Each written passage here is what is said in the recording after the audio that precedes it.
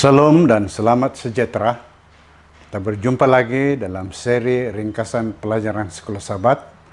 Pelajaran yang ke-9, 29 Agustus, bertajuk Membangun Sikap yang Memenangkan. Ayat hafalan kita dipetik dari 1 Petrus 3 ayat 15. Tetapi kuduskanlah Kristus di dalam hatimu sebagai Tuhan, dan siap sedialah pada segala waktu untuk memberi pertanggungan jawab kepada tiap-tiap orang yang meminta pertanggungan jawab dari kamu tentang pengharapan yang ada padamu, tetapi haruslah dengan lemah lembut dan hormat. Mari kita berdoa. Bapa di surga, sekali lagi kami memanjatkan pujian syukur dalam doa, memohon Engkau berserta kami ketika kami belajar firman Tuhan. Melalui ringkasan ini, biarlah banyak umat Tuhan yang akan diberkati. Dalam nama Yesus, kami berdoa. Amin. Bagaimanakah kita dapat mengembangkan sebuah sikap yang memenangkan ketika mengkhotbahkan Injil? Yesus menghormati setiap orang yang dia temui dan memperlakukan mereka dengan penuh rasa hormat. Dia memberi pengaruh kepada mereka saat dia mendorong mereka untuk menerima kerajaan Allah.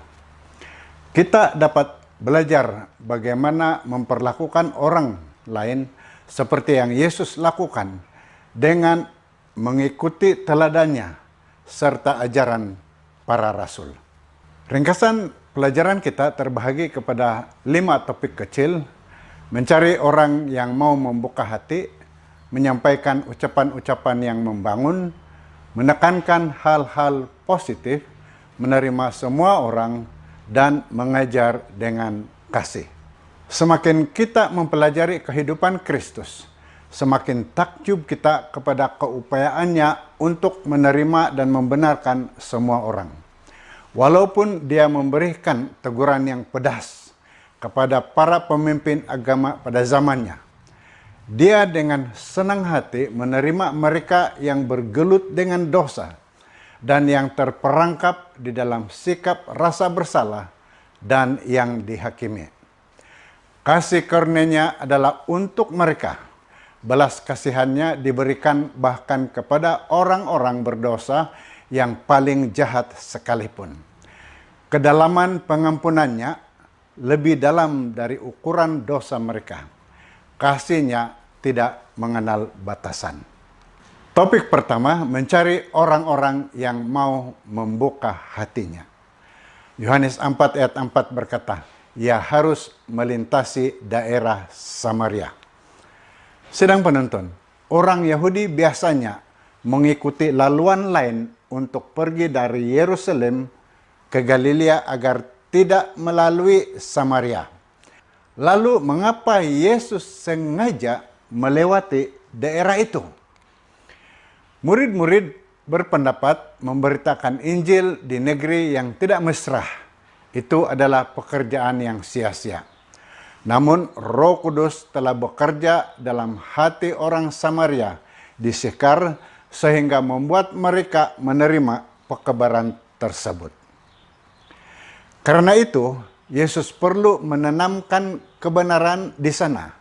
Penaburan firman itu segera menghasilkan buah pertamanya, dan kemudian tuaian yang berkelimpahan terjadi. Yohanes 4 ayat 39 hingga 41, Kisah Para Rasul 8 ayat 5 hingga 25. Seterusnya, kita berbicara tentang menyampaikan ucapan-ucapan yang membangunkan. Dari Markus 14 ayat 8, ayat ini berkata, ia telah melakukan apa yang dapat dilakukannya. Tubuhku telah diminyakinya sebagai persiapan untuk penguburanku. Markus 14 ayat 8. Sikap yang kasar dan mengkritik akan membuat orang menjauhkan diri dari kita. Mereka tidak akan mendengarkan kesaksian kita.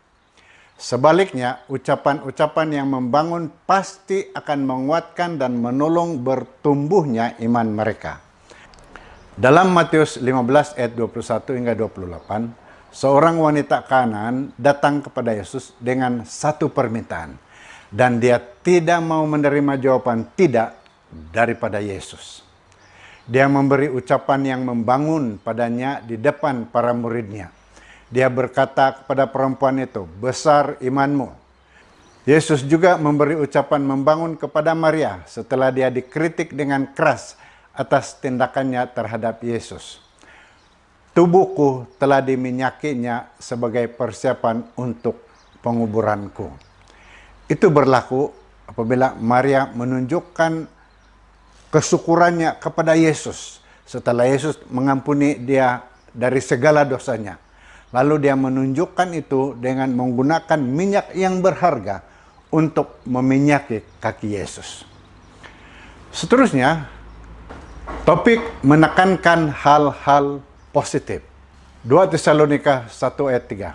Paulus berkata, "Kami wajib selalu mengucap syukur kepada Allah karena kamu, saudara-saudara, dan memang patutlah demikian karena imanmu makin bertambah dan kasihmu seorang akan yang lain makin kuat di antara kamu."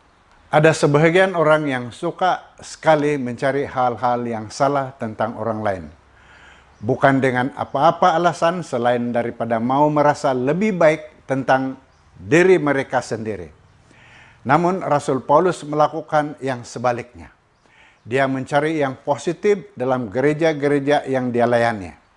Sudah tentu dia menegur kesalahan dan tidak membenarkan dosa, tetapi fokusnya adalah membangun gereja-gereja yang didirikannya. Salah satu cara dia melakukan hal ini adalah dengan menekankan apa yang mereka lakukan dengan betul. Paulus menulis suratnya untuk mendorong dan menguatkan gereja-gereja setempat. Seringkali dia harus menegur mereka atas kesalahan mereka. Tetapi terlebih dahulu dia selalu menekankan hal-hal positif di dalam suratnya. Sangat penting bagi kita mengembangkan kebiasaan sikap tentang mencari hal-hal yang positif dalam diri seseorang. Melalui cara ini, kita akan menciptakan ikatan persahabatan yang dalam dan kita akan membawa mereka lebih dekat kepada Yesus. Topik seterusnya, menerima semua orang. Roma 15 ayat 7 berkata, "Sebab itu terimalah satu akan yang lain, sama seperti Kristus juga telah menerima kita untuk kemuliaan Allah." Bagaimanakah seharusnya sikap Anda terhadap orang lain? Inilah konsep yang sukar dipahami oleh sesetengah orang. Penerimaan sejati bermaksud bahwa kita menerima orang lain seadanya mereka, dengan semua kebiasaan berdosa mereka, karena mereka adalah manusia yang diciptakan menurut rupa Tuhan. Oleh karena Kristus mati untuk kita, ketika kita masih berdosa dan diperdamaikan dengan Tuhan, ketika kita masih seteru, kita boleh mengampuni dan menerima orang lain. Kasihnya kepada kita menjadi dasar kepada penerimaan dan pengampunan kita terhadap orang lain. Siapa yang mengenal kita lebih baik daripada Kristus? Dia tahu hal baik dan buruk dalam diri kita. Meskipun demikian, dia tetap menerima kita, mengampuni kita, dan mengasihi kita. Kita tidak layak menerimanya, tetapi dia menerima kita dalam kebaikannya. Bukankah kita harus menerima orang lain sebagaimana dia menerima kita? Kita harus menerima semua orang, bukan karena seberapa baik atau jahatnya mereka, tetapi karena Kristus telah menerima kita terlebih dahulu, meskipun kita sangat jahat. Sikap penerimaan dan kasih akan membuka hati dan mengubah kehidupan orang-orang di sekeliling kita. Seterusnya, topik kita mengajar dengan kasih. 1 Petrus 3 ayat 15 berkata, "Dan siap sedialah pada segala waktu untuk memberi pertanggungan jawab kepada setiap orang yang meminta pertanggungan jawab dari kamu tentang pengharapan yang ada pada kamu, tetapi haruslah dengan lemah lembut dan hormat." Sedang penonton, mengajarkan kebenaran tanpa kasih mengarah kepada legalisme yang menghakimi dan sikap acuh tak acuh. Mengajarkan kebenaran dengan kasih akan membuka hati dan menuntun seseorang kepada hubungan yang menyelamatkan bersama Yesus. Kita harus siap sedia mempertahankan apa yang kita percayai. Namun kita harus selalu melakukannya dengan kerendahan hati, rasa hormat dan kasih. Tunjukkan kepada orang lain kasih yang sama yang telah ditunjukkan Kristus kepada kita. Mintalah Roh Kudus untuk memimpin kita kepada orang-orang dengan hati yang terbuka. Kemudian tekankan hal-hal baik yang kita lihat dalam diri mereka. Terimalah mereka tanpa mengkritik dan ajari mereka dengan penuh kasih sayang. Paulus menasihati pelatih mudanya, Timotius, untuk beritakanlah firman, siap sedialah baik atau tidak baik waktunya. Nyatakanlah apa yang salah, tegurlah dan nasihatilah dengan segala kesabaran dan pengajaran. 2 Timotius 4 ayat 2. Dan juga Paulus mengingatkan Titus bahwa kebaikan dan kasih Tuhanlah yang menyelamatkan mereka yang telah dilahirkan semula di dalam Dia. Titus 3 ayat 5. Kita juga dipanggil untuk menyampaikan kebenaran dalam kasih dan kelemah lembutan dan kerendahan hati. Tuhan menjemput kita untuk beserta dengannya dalam mengungsikan message akhir zaman dengan sikap yang menerima kepada dunia yang sedang mati tanpa Kristus. Petikan dari tulisan Ellen White, Thoughts from the Mount of Blessing, pasal 3, muka surat 75. Walaupun kita masih belum penuh kasih dan belum baik dalam tabiat, merasa benci, saling membenci, Bapa kita yang di sorga berkemurahan hati kepada kita. Kasih-Nya diterima akan membuat kita dalam sikap yang sama, baik dan lemah lembut. Bukan hanya kepada orang-orang yang menyenangkan kita, tetapi kepada orang-orang yang paling bersalah dan berdosa.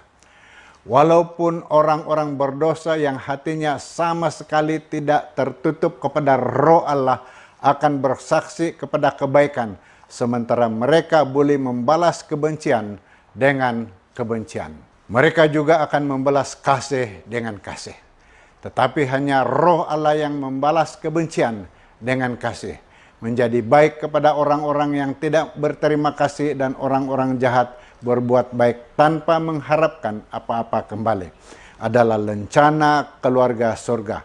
Tanda yang pasti yang olehnya anak-anak dari yang maha tinggi menyatakan tingkat hidup mereka yang tinggi. Shalom, Tuhan memberkati. Mari kita berdoa.